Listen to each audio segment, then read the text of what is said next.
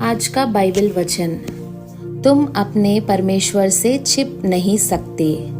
शाम के समय आदम और उसकी पत्नी बगीचे में घूम रहे थे।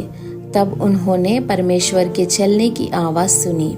वे परमेश्वर से डरकर बगीचे की पेड़ों के बीच छिप गए। उत्पत्ति 3 अध्याय का 8 वचन।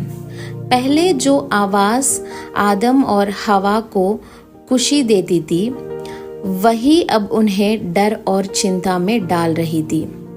यह बदलाव भगवान में नहीं था, बल्कि उनके अपने स्वभाव में आया था, जिसने उन्हें डर और दुख दिया। आज भी हमारा डर और चिंता हमारे स्थिति के कारण नहीं, बल्कि हमारे मन की स्थिति के कारण होती है। आदम ने कहा, मैं डर रहा हूं क्योंकि मैं नग्न हूं। लेकिन उसे यह कहना चाहिए था, मैं डर रहा हूं क्योंकि मैंने आपकी आज्ञा का उल्लंघन किया है, पाप किया है।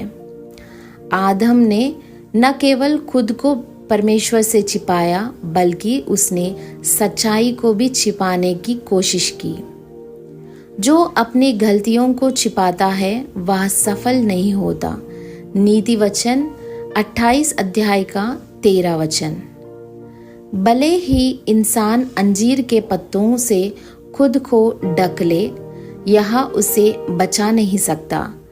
हमारी अपनी नेकता के सभी काम भगवान की नज़र में गंदे कपड़ों के समान हैं। यशायाह 64 अध्याय का 6 वचन।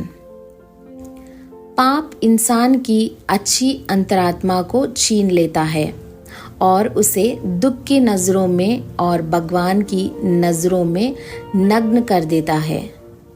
अब वह किसी भी चीज़ में सुरक्षा ढूंढने के लिए भाग रहा है, लेकिन असल में सिर्फ परमेश्वर ही हमारी सच्चा शरण है। इंसान परमेश्वर से खुद को छिपाने के लिए कहा जा सकता है, जिसे हम हिसाब देना है, उसकी आंखों के समान सब कुछ खुला और साफ है। इब्रानियों के पत्री 4 अध्याय का 13 वचन। एक समय आएगा जब सभी झूठी शरणें समाप्त हो जाएंगे। लोग आपकी झूठी शरण को नष्ट कर देंगे और आपका छिपने का स्थान पानी में बह जाएगा। यशायाह 28 अध्याय का 17 वचन। इसीलिए हमें अपनी सभी झूठी शरणों को छोड़ देना चाहिए।